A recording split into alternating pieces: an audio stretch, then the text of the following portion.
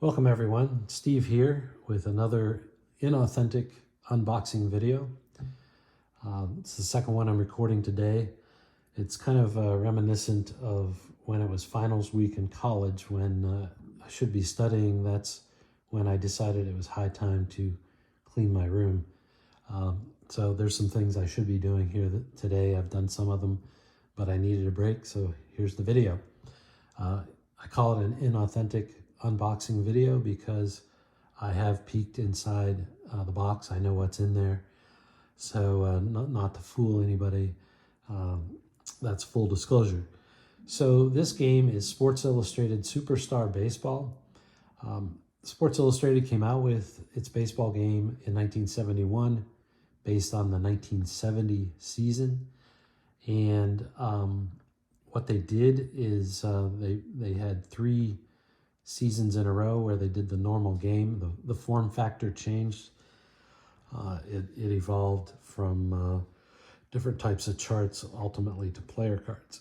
Now separately, they had a couple of other games. This one's called Superstar Baseball. I think there's another iteration of it called All-Time All-Star Baseball. I'm not a full expert on this, but I've learned a lot in the last year. So with that, let's jump in and see what's in this box. So one of the things you can see, first of all, is that there's obviously some vintage players here. It looks like maybe Jackie Robinson is sliding into home plate here. It may or may not be the infamous slide with Yogi Berra, because the uniform number is not number 8. But in any case, this is a hint as to what's inside this box. So here's some markers. I'm going to assume they are original, but they're obviously base runner pawns, if you will. There's the infamous SI dice. As I've said in other videos, the black die is read as the tens digit. The white or yellow die are the ones digits. So you take the 3 as 30 and the 2 and the 1, add them together, that's 3. So the result here is 33. The good thing to know about these dice is that there are, on the black die in particular, an unequal allocation. There are 3 3s, 2 2s, and a 1. So the distribution is very unique that you get from these die.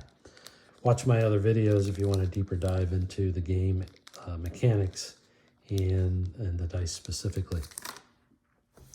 So what we have here, which I think is somewhat unique to the later versions of the SI game, is a game board. And this is very heavy cardboard with nice glossy printing on it. And the nice thing about this game board is that pretty much all the charts that you need to play are right on the game board. And so there's a legend that tells you what the results are if you read off the pitcher's card, as well as the batter's card, different types of hits and different types of outs. SI had a very unique approach to defense, which was a team defense concept, so that's why you have a team defensive chart.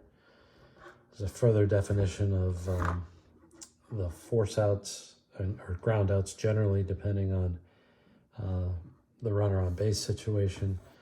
You obviously have, I'm going to try to do this here, but you have the bunting charts and the stealing charts, and somewhere there's probably the runner advancement chart, although I am not seeing it on here.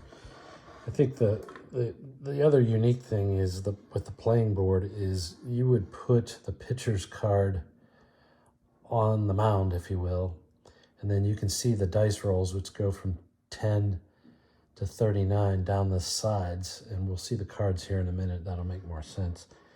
And then you have a batter's box for the right-hand batter or the left-hand batter, and you can see there were left-right splits For the pitchers, well, technically for the batters. So there's a distinction with their results depending on whether they were facing a left-hand pitcher or a right-hand pitcher. With that, there is a little booklet, which I think is the instruction booklet. It can be smaller because the charts are not in the book; they're on the playing field. Yeah, there is a manager decision option. That's when you want to take the extra base, and certain results give you that option. That could be advancing from first to home on a double, for example, or scoring on a sacrifice fly. Some of those are at the option of the manager, and it heavily depended on the running speed of the runner.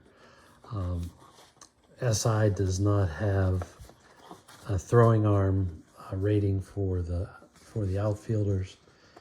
It does have a bit of a binary throwing arm rating for the catchers, where certain catchers like Johnny Bench will throw out more base runners who are trying to steal.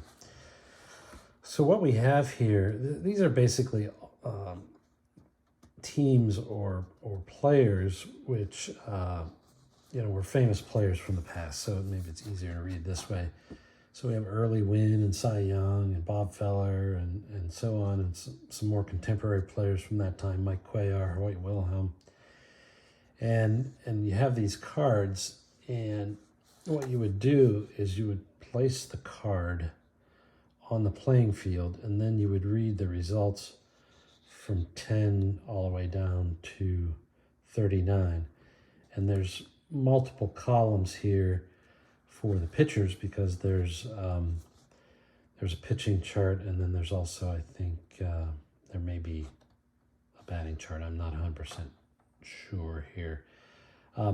Actually, the main reason why you have multiple columns here, I believe, is if they were a starter or a reliever. Since this is not a tutorial of the game, I'm not going to go into this very extensively, but the pitcher charts or cards were yellow. And then here you have the batter charts. So some famous names, Yogi Berra and whatnot. And the reason why they have two pairs of columns, as I said earlier, is one is their performance against the left-hand pitcher, and the other is their performance against a right-hand pitcher. So again, you would just lay the card onto the playing field, and then that would aid you in interpreting the dice roll. So quite a few pages here. These are perforated and unseparated. So here's Hank Aaron, one of the few that I see with a nickname applied. Yeah, this just kind of goes on and on. Next, what do we have here? Oh, it tells us 96 players. Yeah, that's about that. And then the Superstar Baseball score sheet and a catalog for the various game parts. Sports Illustrated Baseball ultimately became part of Avalon Hill Gaming Company. And here we have